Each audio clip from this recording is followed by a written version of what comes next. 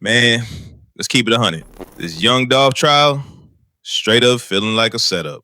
The shooter's already guilty. Cool. First-degree murder and convicted felon in possession of a firearm. As the 13th juror, I affirm this verdict. As to the first-degree murder, I sentence you to life in prison. But now they trying to pin the mastermind on Hernandez Govan. Bruh, Govan ain't no kingpin. This man from Orange Mound hustling pills, barely getting by. Now he's supposed to be the one who ordered a hit worth 100 racks. Make that make sense. And here's the wild part. In court, both the prosecution and the defense said CMG's name. Not just CMG either. Yo Gotti's own brother, Big Jook. They saying he's the one who dropped the bag. They even brought up Gotti himself by name in open statement. So let me ask you this. If everybody know this beef between Dolph and CMG been bubbling for years, if everybody know about the shots, the songs, the history, why Govan sitting on trial while Gotti and Jook walking free? That's the game they playing, bruh. And trust me, by the end of this, you gonna see why the streets calling this whole trial shaky. Cause if Govan go down for this, he ain't going down alone. See, to really get what's going on here, you gotta rewind. Dolph, government name Adolph Thornton Jr., he wasn't just some rapper in Memphis, bruh. He built his own thing, paper route empire, straight independent, money in his pocket, artists on the rise. He ain't need nobody holding his hand. Now on the other side, CMG, Cocaine Music Group, Yo Gotti's label, running Memphis heavy. And here's where it got messy. They wanted Dolph on their team, but Dolph, he wasn't having it. He was self-made, and that rubbed him the wrong way. Because when you don't bow down, when you create your own empire, that's when the hate comes. CMG didn't like that Dolph was playing boss instead of soldier. And once Dolph said, nah, he ain't signing under them, it turned from business to beef. This wasn't just music anymore. It was street politics mixed with ego, money, and power. And that's the soil this whole murder case grew out of. Dolph versus CMG, independence versus control. And now the courtroom's where it's all being dragged out. Thornton made his own way in the music industry. And he created a label called PRE, Paper Route Empire. Hopkins will tell us about it. He'll tell us that Adolph Thornton made his way in the music industry and created opportunities for other artists. But when you create opportunities for others, some people don't seem to like that. So Hopkins will tell us about another label, CMG, also known as Cocaine Music Group. He'll tell us about the history and the tension between these two labels. He'll tell us that CMG wanted Thornton as their own, but when he decided to pave his own way, when he decided to be self-made, he became CMG's enemy. Hopkins is going to set the stage for how this story truly began. And after Hopkins, you'll hear from Cornelius Smith. And this is when it all will click. Smith is a co-defendant. He'll tell you that he met Govan in 2021. They met through Smith's friend, Bobby Carter. And Smith has a couple of nicknames for Govan. He calls him Big Bro or Quet. Govan started out by selling drugs to Smith, pills more specifically. But that's not the only thing that Govan did. Govan chose Smith. And Govan chose him to do a job. Govan also chose Justin Johnson, another co-defendant, to do that same job. A job that ended in the life and death of Adolph Thornton Jr. He chose two desperate people. Smith, needing money, needing to support his family. Justin Johnson, an aspiring and up-and-coming rap artist that wanted to be on CMG's label, the very label that Govan had access to and was affiliated with.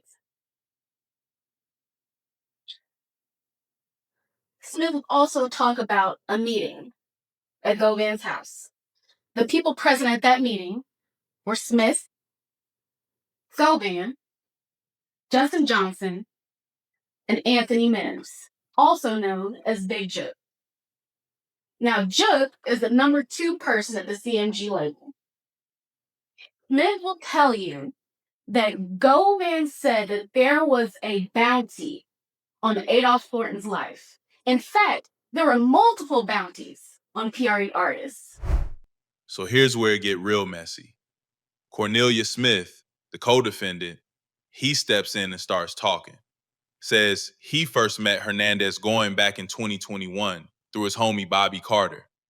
At first it was small stuff, Govan slanging them pills. But then it turned into something way darker. Smith said Govan lined him up for a job.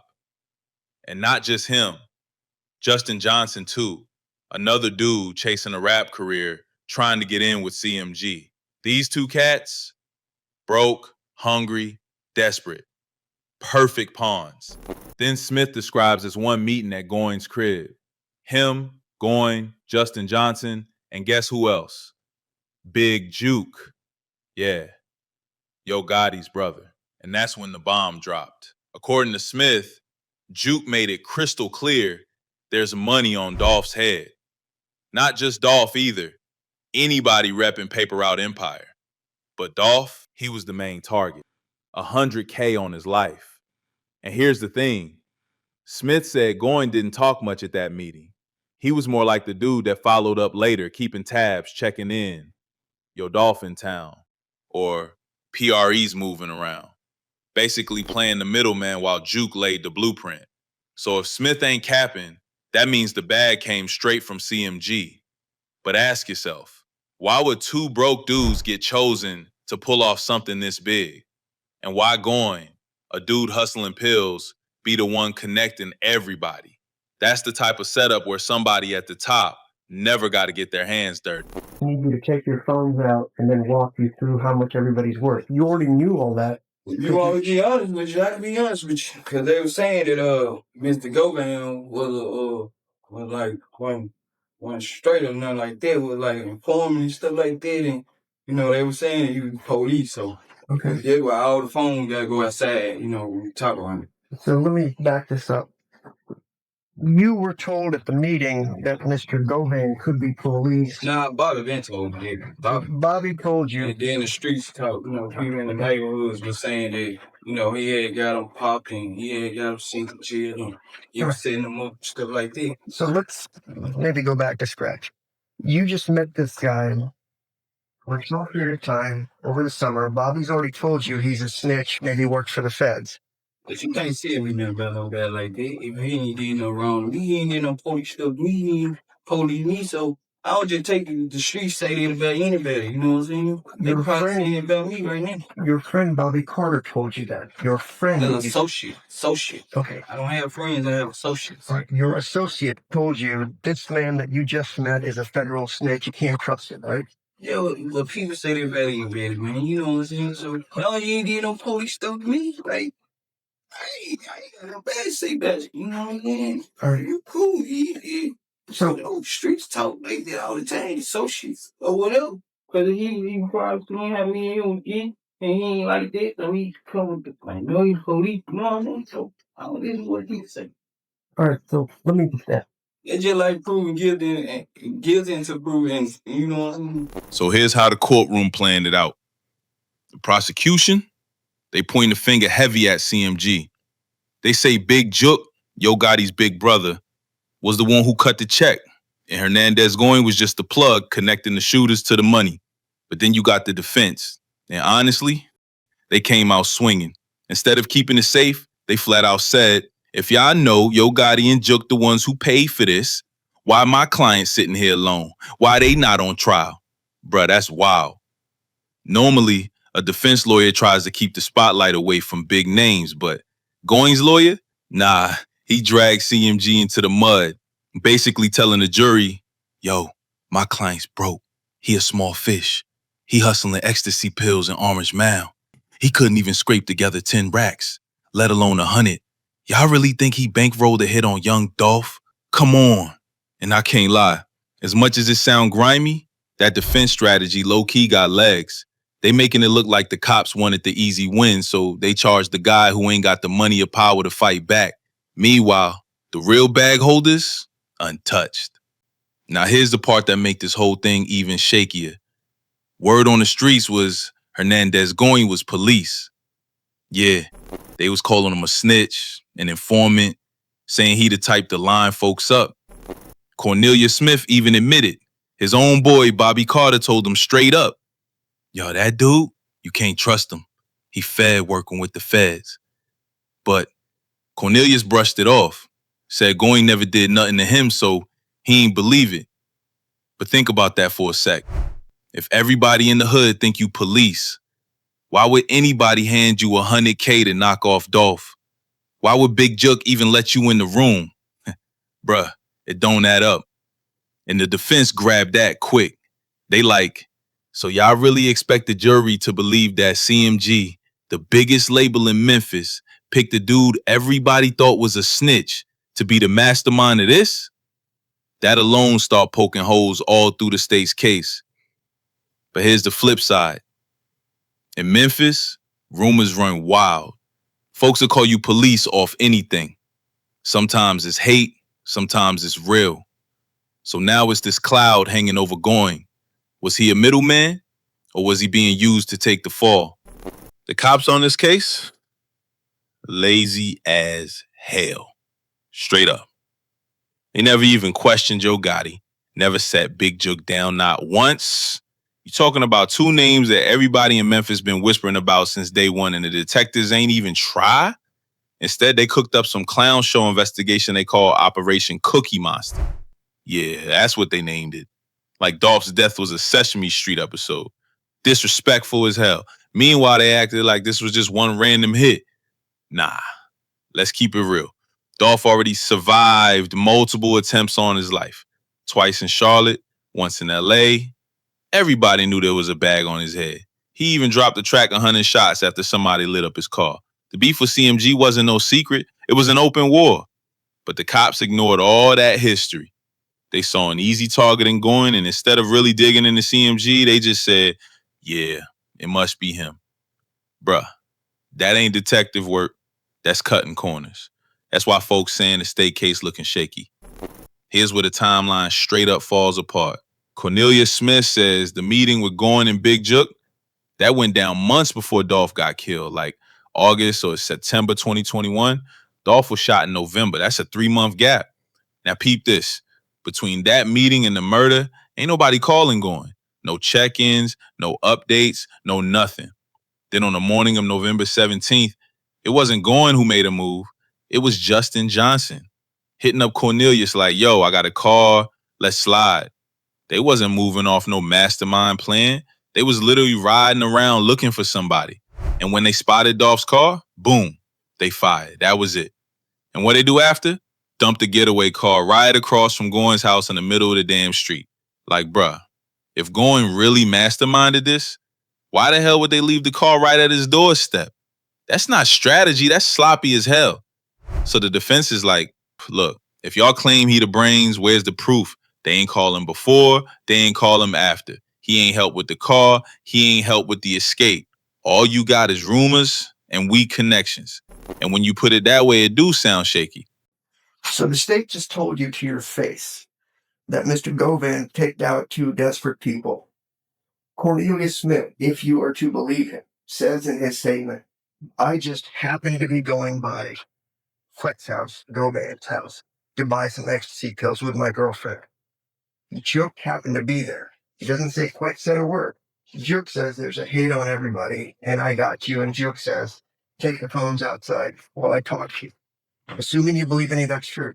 And the reason I ask you if you think any of that's true is the police never went to question Jook, aka Ends Victims, or Yo Gotti, or any of the people with CMG.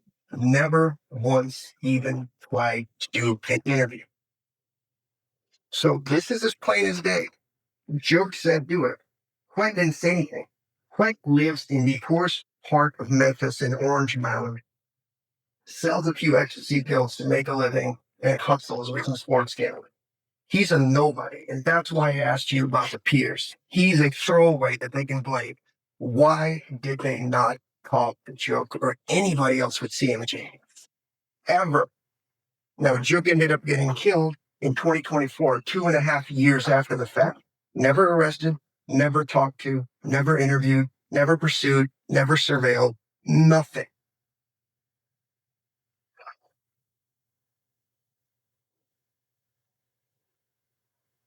The judge also told you when you assess credibility, you need to look at how well you remember this thing. Cornelius Smith cannot even tell you when he was propositioned to go kill somebody. The shooting happened in November 17, 2021. And the best the police can say is that the meeting where just randomly happened, as Cornelius himself has said, was sometime between August and September, 3 months prior to the shooting taking place. 3 months. He will tell you there's no plan. All he was told by Jook was there's a price on their heads. And that's kind of funny because when the cops, if they testify honestly, will tell you there have been multiple attempts on Mr. Dolph's life. Twice in Charlotte by other folks and once in Los Angeles. Everybody in Memphis knew there was a price on their head because there was a war between PRE and CMG. They were shooting each other. Yo Gotti's car was shot up here. The song 100 Shots came up after one of these things. There's a rivalry going on and people have shooting. The police went through this. They know this. They also pulled YouTube videos where people are openly threatening to kill Dolph. It's in their slideshow. You know what they call their investigation? Operation Cookie Months. That's how tasteful this whole thing has gotten with these folks. I'm sorry, my arms are shaking because I'm so furious that we're here as far as the trial goes. So the other thing the government hasn't told you when we talk about first impressions is for weeks prior to the November 17, 2021 shooting, nobody called Govan, talked to him, did anything via Justin Johnson or Cornelius Smith. What Cornelius will tell you, which the government didn't tell you, is that morning, it was Cornelius's daughter's birthday. But he gets a call from Justin Johnson that says, I got a car, let's go do something. They get in the car and they start driving around just looking for somebody to kill. They just happened to see Young Dolph's car going by. And they opened fire. And they killed. And the interesting thing is, even though nobody communicated with Govan for weeks prior to this, they didn't talk to him that morning. He didn't help him get the car. He didn't help him escape. He didn't tell him what to do. He didn't tell him where to go. He didn't do anything. It was a spontaneous issue between two young men that morning. They shot it. And you know why there's no plan? Because they just start calling random people after the shooting. They don't call Govan. They have to go someplace to get bandaged up as far as that goes. The people that helped them never been charged as accessories to anything. They then get rid of whatever they need to get rid of. They left the car across the street in Govan's house in the middle of the street, in front of the street. And just because he's a nobody and doesn't have money, like Gotti or Jook, his mother, who was never even questioned or charged, he's the cold guy in all this stuff. He didn't do anything. Even if you believe Cornelius, all he says is, I just happened to show up there and he says, we'll see. Jook took over and started doing all the talking. You think that man would pay somebody $100,000 and you'd say, yeah, he's good for it. I don't need any validation. He's good for it. Now, this part gonna piss you off. Cornelius Smith said he was promised $100K for Dolph's head, a whole 100,000. You know how much he actually got? $800,000. Yeah, 800. That's gas money, bruh. So either the bag never existed or somebody way higher up pocketed it. Because let's be real, who puts their life on the line for 8 bills? That don't even cover the lawyer fees when you get caught. And going, supposedly he was the one who told Cornelius, yo, I'm going to get your money. Even pulled up later like, thank God I've been getting shot at. I'm going to go to probate tonight and grab that 100 racks for you. But Cornelius never saw a dime. Next day, boom, U.S. Marshals snatched him up. So now you got a murder for hire case where the actual killers barely got paid and the so-called mastermind too broke to front the bag, which begs the question, who really had the money? Because it damn sure wasn't going. Yes, ma'am. December the 8th, 2021. I was going to give me some pills going one way, and he was coming up another way, and he looked through the window mirror, on his windshield, I mean, and blew the horn. And I pulled over, he pulled over, and he got out of the car.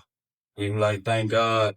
He was telling me that he been getting shot at and stuff, and he asked me have I spoke to Mr. Justin Johnson because they had ran in Justin Johnson's house the night before or whatever. He showed me some things on his phone, and he was asking me, did I have a number he could get in touch with me on? He told me I need to get rid of my phone.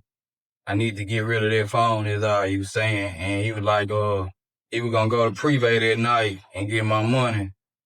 And he was gonna call me. He asked me for a number. And he was gonna call me. Did he ever call? Now the U.S. Marshal was on me the next day. I was in jail. He didn't have a chance. Nope. Yeah. So now peep how Goin playing it in court. His whole angle is, yo, I'm broke. I'm just a little hustler. I ain't no mastermind. I'm the fall guy. And his lawyer, he not even shy with it. He straight up pointing at CMG, throwing Yo Gotti and Big Jook's names in the dirt. That's not normal, bruh. Usually defense trying to keep it clean, not stir up the hornet's nest. But Goins' lawyer basically telling the jury, my client couldn't afford this. The bag came from the big dogs. They the ones with the money and the motive. And here's the thing. If Goin get found guilty, you think he gonna sit there and eat life by himself? Nah, I don't see it. He not built like that. The way this case line up, if he go down, he gonna drag some names with him. It's looking like one or two things. Either he skate because the jury don't buy the state story, or he flip. And CMG gonna feel the heat they've been dodging for years. Either way, it ain't looking good for Gotti's camp. Bruh, this trial ain't just about Hernandez Govan. It's about the whole machine behind him. Because if he go down guilty, best believe he not riding that sentence alone. He gonna open his mouth, and once he do, Yo Gotti, Big Jook, what's left of CMG, all that could be on the table. And that's the crazy part. Dolph stood on independence. He built his own label, fed his own people, and in the end, that's what made him a target. That's the lesson here. When you self-made, the ones who wanted you under them either try to buy you out or take you out. So I'm gonna leave y'all with this. Do you think Goin gonna flip and snitch to save himself? Or is he gonna ride it out and let CMG keep walking free? Drop your take in the comments, because this one ain't over. I'll see you on the next one. Panda out.